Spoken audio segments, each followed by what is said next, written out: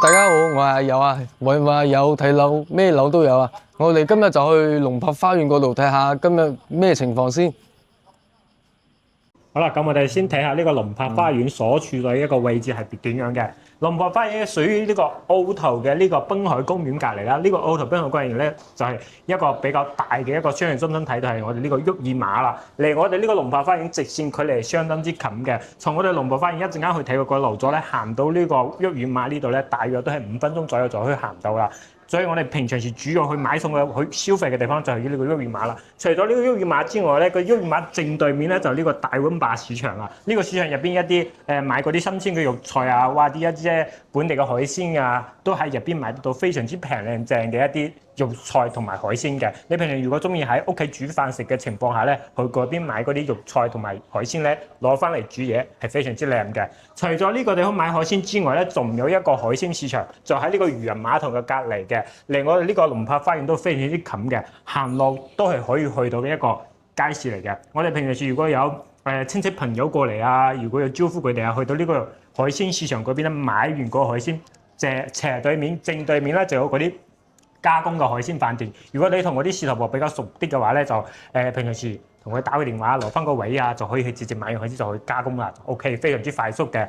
除咗呢個食嘢買嘅地方之外咧，我哋如果出行嘅情況下咧都非常之方便嘅，因為龍柏花園係有個西湖村嘅業主巴士穿梭上落點，都係喺我哋呢個屋苑嘅正大門口嘅，就係我哋呢個出門之後右手邊行過去幾分鐘就到啦。呢個西湖村嘅班次表咧係相當之密集嘅。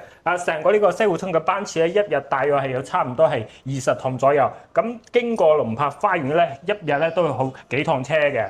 睇到有差唔多成7、8趟車咧係經過呢個龍柏花園嘅。所以我哋如果去關口啊，或者翻去關口過關翻香港都非常之方便嘅。除咗呢個業主交通巴士之外咧，住喺呢個龍柏花園去享受嘅周邊配套都非常之齊全嘅啦。小鬼綠道啦、濱海公園啦，都係我哋去行路去到一個遊玩嘅一個設施嘅地方。除咗呢個之外咧，我哋如果想遠啲嘅都可以去到虎頭山公園啊，同埋紅樹林公園嗰邊嘅，就係要過到呢個安匯大道行過去就到啦。如果你想去到我哋呢個比較大一啲嘅商業體啊，包埋我哋嘅五月廣場啊、萬達廣場啊，距離就可能少少遠啲啦。大約揸車過去咧，大約都係10零20分鐘先去到嘅。除咗呢個之外咧，醫療配套設施咧就嚟到我哋呢個區最大嘅醫療配套設施，中山大學附屬醫院就係呢個維亞醫院啦。呢度過去咧，大約都係十幾分鐘到20分鐘左右嘅，所以周邊一個不論係生活配套或者係一個遊玩嘅配套啊，都非常之齊全嘅。再講翻我哋而家所處嘅呢個屋苑嘅龍柏花園內部嘅一個設計啦。我哋跟住個鏡頭去睇翻我哋沙盤區嘅啦。講翻我哋而家呢龍柏花園咧，就而家暫時賣緊嘅咧就有高層建築同埋呢啲疊墅嘅產品啦，係2種產品嘅。成個花園咧係一個圍合式嘅建築，咁沿住周邊呢一對嗰啲高層建築單位，中間咧呢排咧就全部都係嗰啲疊墅嘅產品啦。疊墅而家賣緊咧就係呢個6座同埋10座嘅，咁呢2座咧嘅產品戶型咧就係最細面積嘅係127到130方嘅客疊產品，同埋係有170方嘅上疊產品。客疊產品咧係一個3房，上疊係4房嚟嘅，全部都係帶埋裝修嘅。咁客疊嘅咧裝修嘅一個標準咧就25萬嘅，上疊咧係35萬嘅，就相差比較大。但係咧我哋如果後期咧買翻嚟之後咧都唔需要自己去執啦，即係有送埋裝修同埋入邊嘅家私家電都有配齊晒嘅。咁我哋一陣間咧就唔去影呢個單位啦。我哋只係報翻呢個戶型同埋價錢。頭先唔記得講價錢啦。個客疊產品係164萬，喺上疊產品係總價230萬嘅。我哋在售嘅一個高層建築單位咧就係呢個27、18、19同埋20。咁27啦、18、19啦就剩低一啲尾貨啦，除非話咧有過嚟睇嘅一個客戶啦揀中咗呢個單位話，我一定要睇18座同埋19座嘅情況下咧，我哋都會帶佢去睇呢2座嘅。但係咧，如果唔係話一定要揀呢2座嘅情況下咧，就可以揀翻20座，因為20座係而家啱啱加推嘅，就可以揀嘅一個戶型同埋個座向啊樓層係比較多啲嘅。咁而家呢邊賣嘅戶型咧係51方嘅1房1廳單位，78方嘅2房單位，就呢2種戶型啦。咁2房單位入邊咧又分咗2種產品喎，一種產品咧就朝北向嘅。一個飛機戶型就係一左一右嘅，咁又仲有一個咧就係傳統戶型嘅78方嘅，就正南朝向嘅，朝向比較正嘅。咁呢啲產品咧全部都係現房嘅狀態啦，帶埋裝修，因為佢呢邊咧一房單位送埋7萬蚊嘅裝修，咁2房單位咧送埋8萬蚊嘅裝修嘅。除咗送呢啲裝修之外咧，發展商仲送埋個契稅，就唔需要我哋自己另外交契稅啦。再有一個加碼嘅地方咧，就係嗰啲2房單位，你加多1萬蚊，仲送多你一個產權嘅車位嘅，就唔需要驚我哋買部車嘅話冇地方泊車啦。好啦，咁而家咧一陣間咧就由我哋阿友帶我哋去睇翻呢個18座嘅示範單位情況係點樣嘅。咁我哋依家過去啦，走。在一起與你工作，在一起與你摸索，兩個人同時佔有的快樂，每分鐘與你揮霍，沒有一秒沒我在旁，還攜手看着天空下雨光，坐着臥着都分享，日日夜夜也為彼此設想，站着望着都分享，就在夢內發掘這真相。除非你是我，才可與我常在，一個人從鏡內發展恩愛。除非你是我，才可晝夜同在，戀不來，從厭倦裏未偷取恨愛。咁我哋依家上到嚟呢個51方嘅一個單位啦。咁我哋睇到一個單位咧，呢個位置咧就係一個餐台嘅位置。咁我哋可以換翻一種推拉式嘅一種餐台。人多嘅話去拉翻出嚟，人少嘅話去收翻入去。好多港人朋友屋企都係咁樣嘅，都係咁樣嘅設計啦。大家都知道嘅。咁佢呢度開間都係幾闊落嘅，有3米左右。咁我哋到時候交樓咧，佢係一個無坯嘅交付。不過開發商係送咗7萬蚊嘅裝修，到時候我哋可以按照自己嘅尺寸度好個 size， 放梳化台，仲係電視機、電視櫃，咁就可以啦。咁我哋睇下廚房呢個位置，咁好少細面積咧，可以做到一個雙爐灶嘅一個設計。呢個雙爐灶嘅設計而且個廚房位置咧，真係足夠嘅大嘅，2個人喺呢度操作都係冇問題嘅。咁佢下面仲可以設計放啲消毒機啊、消毒碗櫃咁嘅，仲有埋個冰箱位。然之後我哋睇埋個廁所呢個位置，廁所呢個位置咧，佢都做得幾靚下，啱啱好一個洗手盆、廁所，仲做埋淋浴間。個淋浴間咧，佢仲做埋夠位置俾我哋做一個乾濕分離嘅一個設計，仲做埋一個明窗。咁明窗嘅話，採光會好啲啦，然之後通風啦，唔會咁潮濕啦。咁我哋睇下呢個主人房呢個位置。咁主人房呢個位置咧，佢就房間細少少啦。佢淨係可以做到2面落床，放翻一張1.5左右、1.5、1.8左右嘅床。咁佢仲有個飄窗嘅位置，飄窗嘅位置咧就我可以自己設計翻，係用嚟做翻啲咩嘢，可以利用佢嘅空間，或者做翻一個小型嘅梳妝台啊，坐喺嗰度化妝都係可以嘅。咁就睇我哋自己中意嘅設計啦。我哋出嚟到睇下陽台呢邊，陽台呢邊咧，我哋呢個陽台朝向咧係朝，我睇下先啊，係朝一個西北向嘅，西北向。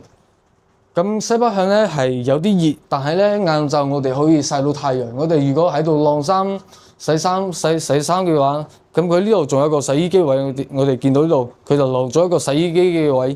咁我哋如果洗完衫喺度晾衫之後，我哋呢個位置係可以直接太陽曬到啲衫嘅，會乾爽啲啦，仲會有太陽曬到啲衫會覺得乾淨少少啦。咁我哋呢啲細面積嘅單位咧，咁呢套51平方嘅位啦，咁佢嘅總價就係36萬。呢咁平嘅細面積單位真係好少見啊！咁我哋而家去睇下一個大面積少少嘅單位。Hello，大家好，咁我哋依家嚟到一個78平方嘅呢個單位啦。咁我哋嚟到單位入面咧，一入嚟到呢度就見到呢個就係餐廳位。咁餐廳位咧，我哋可以按照自己中意嘅風格去設計，或買嗰啲收納台啊，或者擺翻個圓台喺呢度都係冇問題嘅。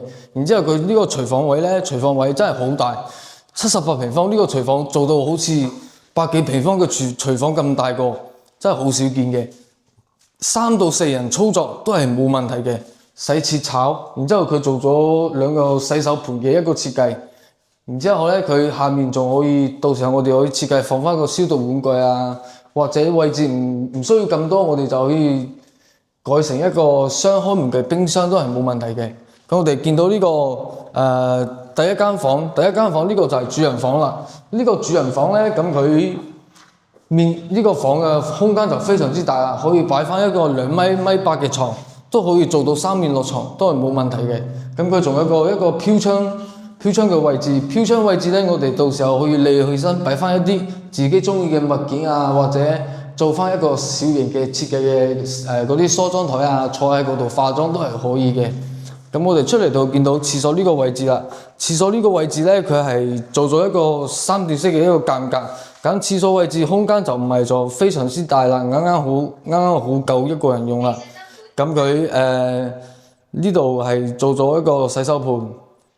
馬桶仲有一個淋浴間，咁佢淋浴間咧就留咗個位俾我哋做過呢個乾濕分離嘅一個設計，然之後仲留咗一個明窗，咁呢個明窗嘅設計咧就可以令到我哋採光效果好啲，通風沖完涼之後咧通風效果就會好啲，唔會咁潮濕啦。咁我哋睇翻第二間房呢度，第二間房咧佢係屬於一個兒童房嘅一個設計。咁呢個飄窗位置我哋肯定唔可以浪費佢啦，做翻兒童房嘅話就可以做翻一個榻榻米啦，做翻榻榻米咧，然之後做翻一個一櫃到頂嘅一個設計，然之後我哋上下都可以儲物，都係冇問題嘅。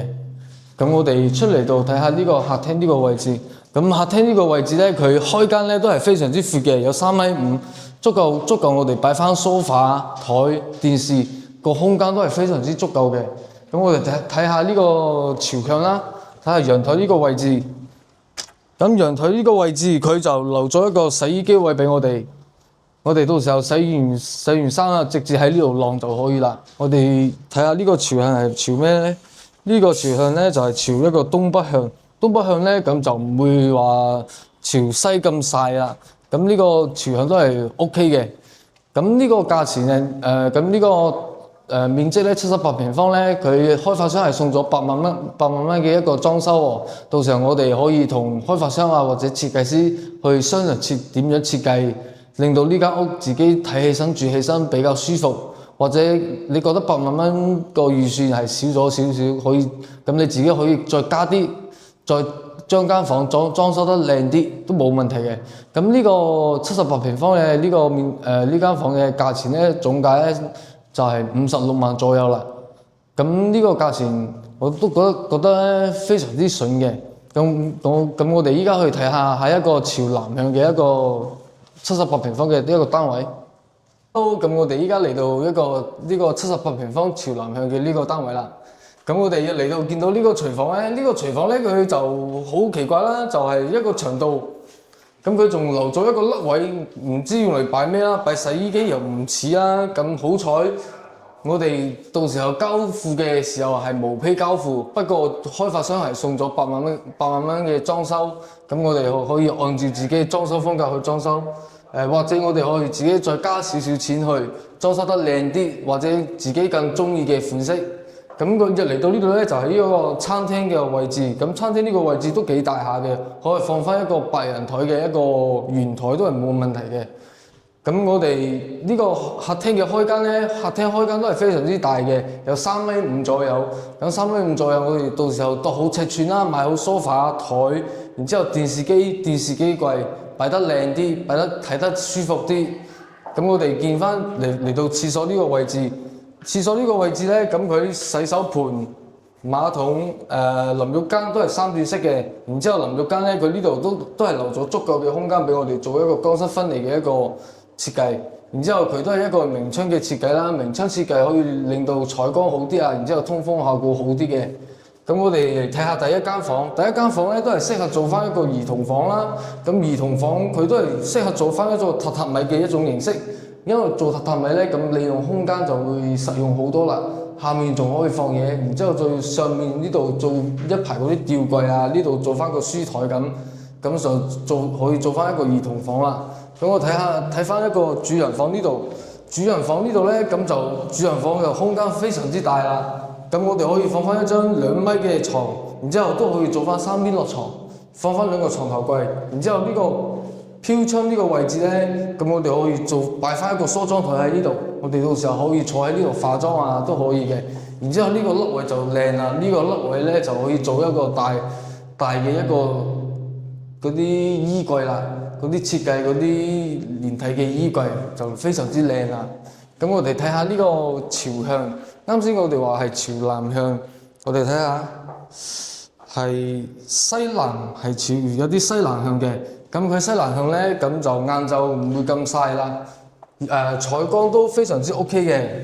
咁佢呢度就冇留咗個嗰啲洗衣機嘅去水位。咁佢到時候我哋裝修嗰陣咧，就要叫裝修師傅幫我哋留翻一條水喉管嚟呢度接翻嚟個洗衣機就擺喺呢度啦。然之後呢度我哋就喺呢度晾衫啦。咁呢個朝向咧，朝向係非常之正嘅，但係咧個景觀就唔係咁好啦，因為佢前面咧就係另外一個樓盤，咁就擋住晒啲風景啦。不過咁佢呢個朝向係非常都係可以嘅。咁呢個78平方咧個價錢咧同啱先嗰個一樣，都係56萬左右。咁我哋呢3個戶型都睇晒啦。咁我哋有冇粉絲朋友中意話睇啱邊個戶型咧？咁到時候可以聯繫上面嘅 QR code 啊、WhatsApp 或者 WeChat 啊有。